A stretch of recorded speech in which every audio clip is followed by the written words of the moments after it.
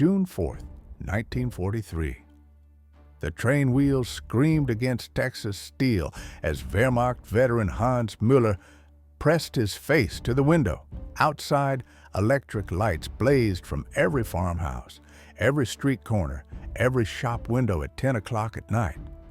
In Germany, his family huddled in mandatory darkness. His hands trembled as he wrote in his hidden diary, "The Americans must be lying to us." He wasn't seeing propaganda. He was seeing the beginning of his world's end. 1,850 veterans of Rommel's Afrika Korps stepped onto American soil that night in Mexia, Texas. Battle-hardened men who'd driven the British to the gates of Cairo, who'd earned the grudging respect of Montgomery himself. They expected cattle cars and starvation.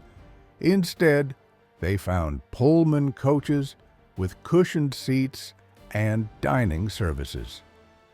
They expected darkness and defeat. Instead, they witnessed an electric constellation stretching beyond every horizon.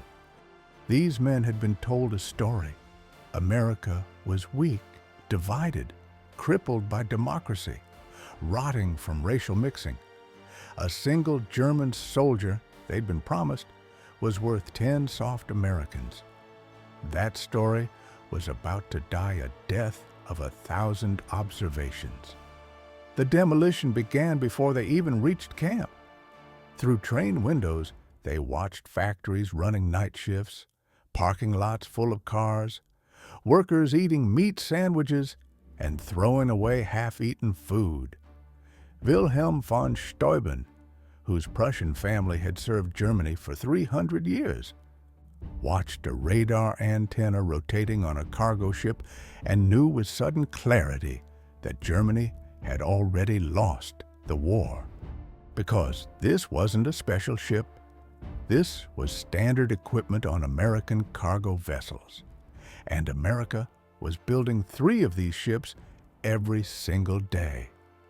At a railway stop in Virginia, German engineers watched American workers refuel and water the train in 30 minutes. The same operation in Germany took 2 hours. The workers wore leather boots worth 2 months of German wages. They drank Coca-Cola from glass bottles and threw them away half-finished.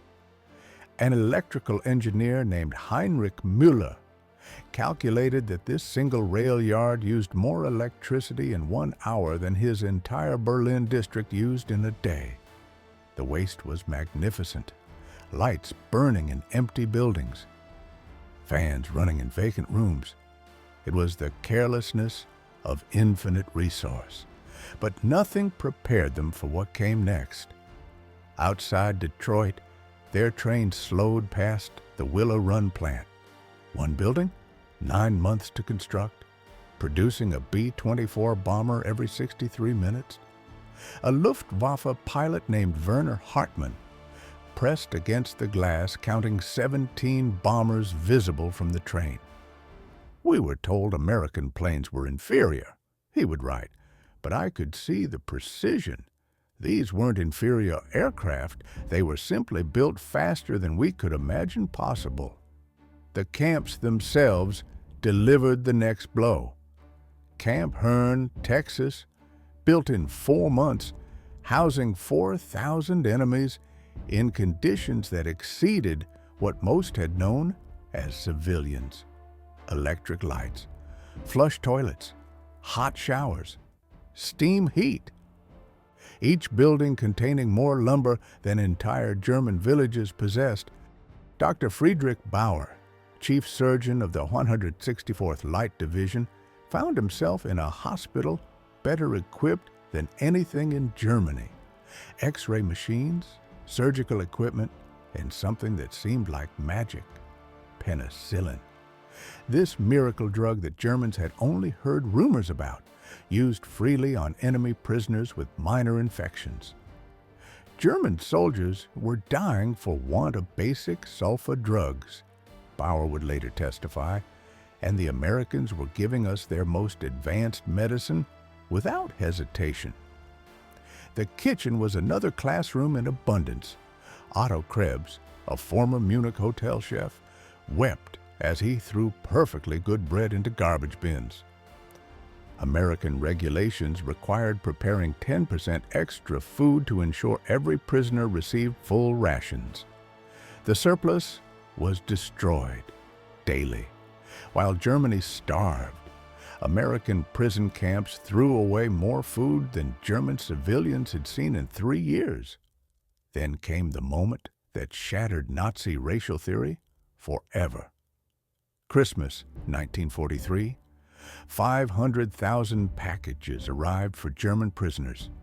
From American churches, civic groups, and families, cigarettes, candy, soap, games. The Methodist Church Choir of Herne performed Christmas carols in German.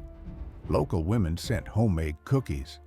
Boy Scouts delivered handmade cards. To enemies, to men who had been killing American soldiers months earlier. Walter Muller, whose brother had died in the Hamburg bombing, wrote, "They know we are their enemies, yet they show us genuine kindness. What kind of people treat enemies this way? Only those absolutely certain of victory." The Christmas feast itself defied comprehension. Turkey, ham, vegetables, pies, ice cream, quantities Germany hadn't seen since before the First World War. A guard apologized that the air conditioning wasn't working properly. Air conditioning? The prisoners had believed such luxury existed only in Hitler's personal train. But the deepest transformation came through labor. By spring 1944, German POWs were working in American fields and factories, witnessing the full architecture of Allied victory. At a single steel plant in Ohio, Paul Hartman watched the production of 10,000 tons daily. "I worked at Krupp before the war," he wrote. "I thought I understood industry.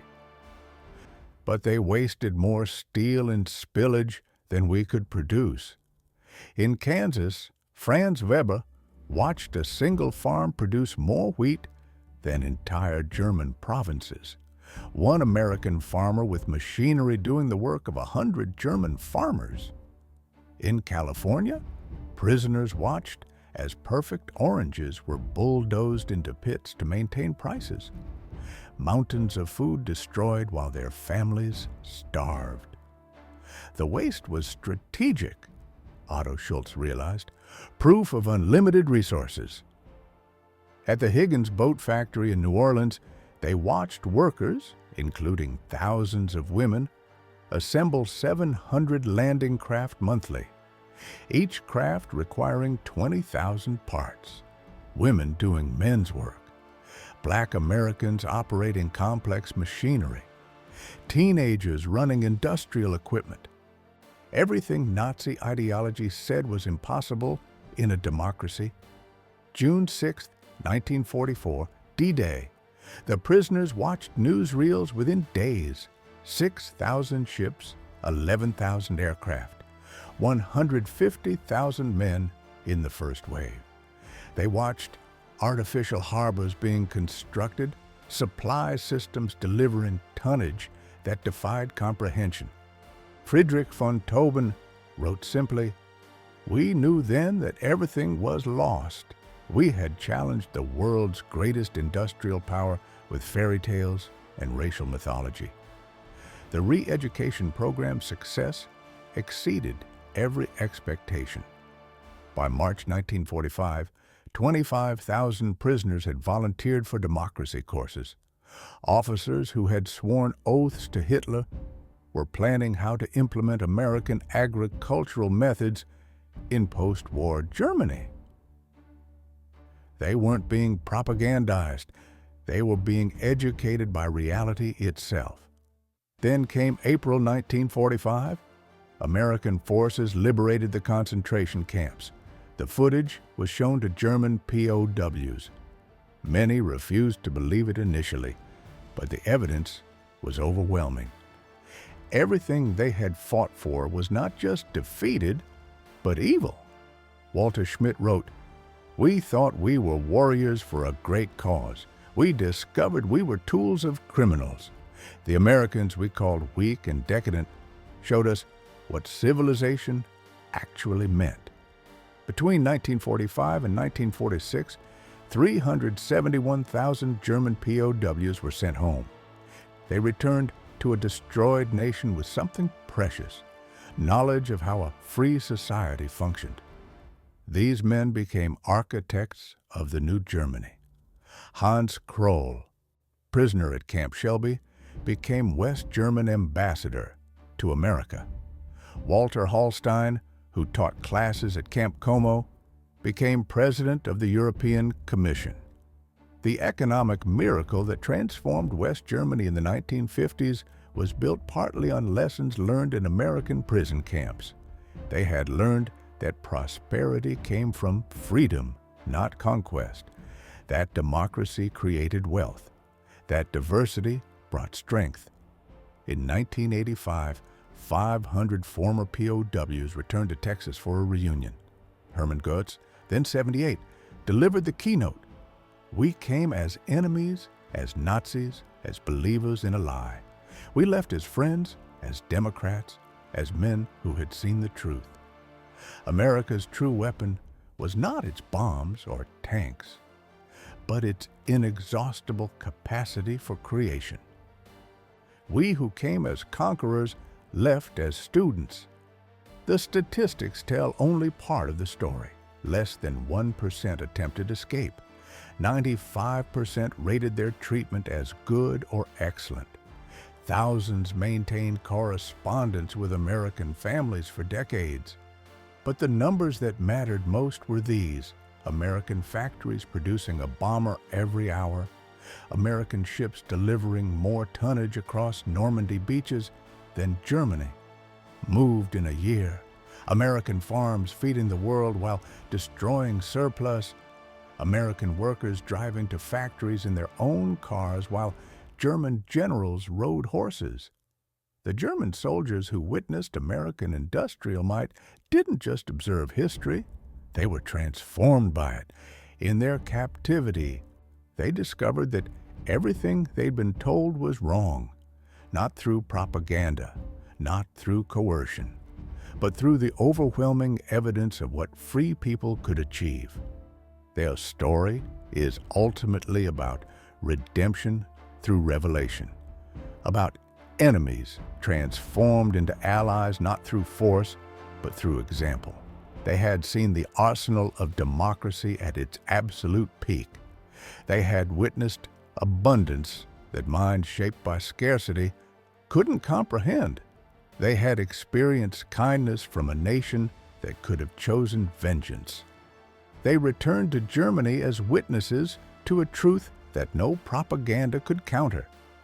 American industrial might wasn't just overwhelming, it was incomprehensible to minds shaped by tyranny. They had arrived as prisoners of war. They left as ambassadors of democracy. In their transformation lay the foundation for a better world. If you enjoyed this story, hit subscribe for more World War II historical deep dives every week. Thanks for watching.